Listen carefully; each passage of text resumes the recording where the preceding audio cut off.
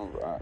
In this video, we are going to cover how we rechalk a property or a roof, something that may have been missed by the original adjuster if there was damage to a property. This is the first time I've been out to this property myself, but after doing just a walk around, looking at everything, there's already photos and stuff on the file, and it had been rechalked prior, but you want to do a really good job and mark it just like the adjuster would. I really didn't see whole lot of damage on this front slope. I'm going to mark up some test squares and do some squares on that, but after I did a walk around, I could see most of my damage on this rear slope. So I do a full 10 foot by 10 foot test square with these 3 tabs. They're generally about 1 foot wide, so 10 tabs across, and I usually use 20 tabs down. It doesn't have to be a perfect 10 by 10. You can also use a tape measure if that makes it easier for you. But you want to have a good 10 by 10 on all major slopes. So I wouldn't worry about these 2 small slopes that are just over a square total. I would do on this roof the front and the back, and then I would send all of that up. So when I rechalk, I want to get any damage and evidence that I want to show and provide to the adjuster. So you can see on here we got some good dings. On here we got dings, water metals. So chalk all that up. I already got some of it chalked up. Same thing, box vents got some dings on it.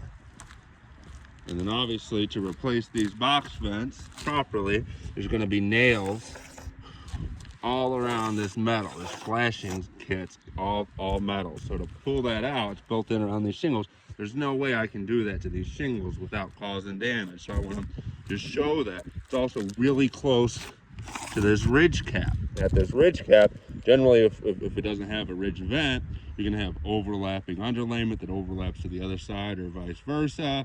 And then this ridge cap, it's actually fastened with usually nails here and here underneath. So that's, and then they just stack them as they go. So when I remove it, there's going to be nails all on this side here that are going to be exposed on this side, and obviously I can put a new shingle and new nails over it and cover it, but then there's going to be those old nail holes, and if water has the ability to seep through that one underneath there, it's going to cause damage somewhere on this slope, where again we're not trying to cause more damage, we're trying to fix the issue and solve the problem. Same thing, chalk up the box vents, same issue here and same issue there. Also, any pipe boots, stuff like that, you'll chalk them up. These ones are built in. Anytime if you're going to have a built-in flashing kit to do that properly, I'm also going to have to manipulate and remove those shingles. Same thing with that one there. Same thing with that one there. So I want to show that to this adjuster to make it an easier approval. There was some wind damage right here, so I'm going to document that, and I'll put it in my test square. So when we're chalking up the actual damage, on the front, we'll use an F. On the back, we'll use a B. On the right, we'll use an R. And on the left, we'll use an L. So depending on where your test square is, this is a rear slope. This is going to be B, 10 by 10. And then I'm going to do wind. This has only got the one wind, so I'm going to mark one wind. And hail, that's what I'm gonna try to show in this test square. So we're gonna find our best damage. Right here's a really good guy. Circle that.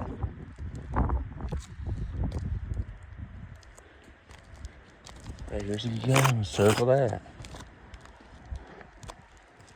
And you want to find in this 10 foot by 10 foot test square, it's an actual square, it's about 100 square foot. When you do a 10 by 10, you're gonna find you get between 8 and 10 damaged shingles spread across the roof, you're going to have that same damage.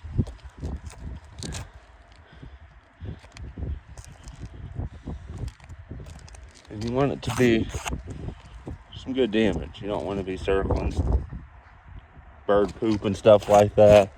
You want to have something that's actually got some give to it. Where are we at? 1, 2, 3, 4, 5, 6. Let's try to find 4 more. I like to be at 10 plus. That's going to get you your best odds.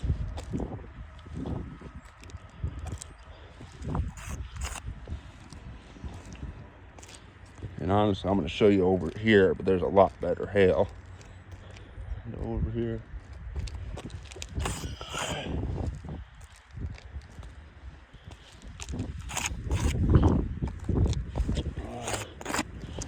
1, 2, 3, 4, 5, 6, 7, 8, 9, 10.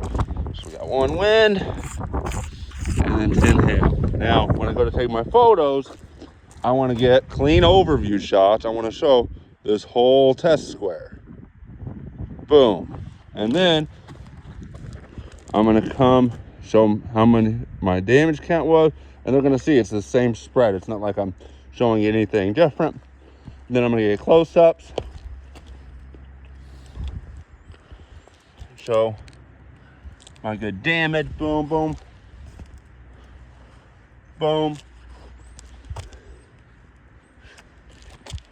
boom, boom, and then get the close-ups. And you only need a couple of the close-ups, but you want to do, like I said, it's exactly like the adjuster would, and chalk up the test square. So I'm not going to record it, but I'm going to chalk up the front. I want to show you a little bit of this good damage over here, but you can just see. And you can feel it. It's got a really good indentation on here.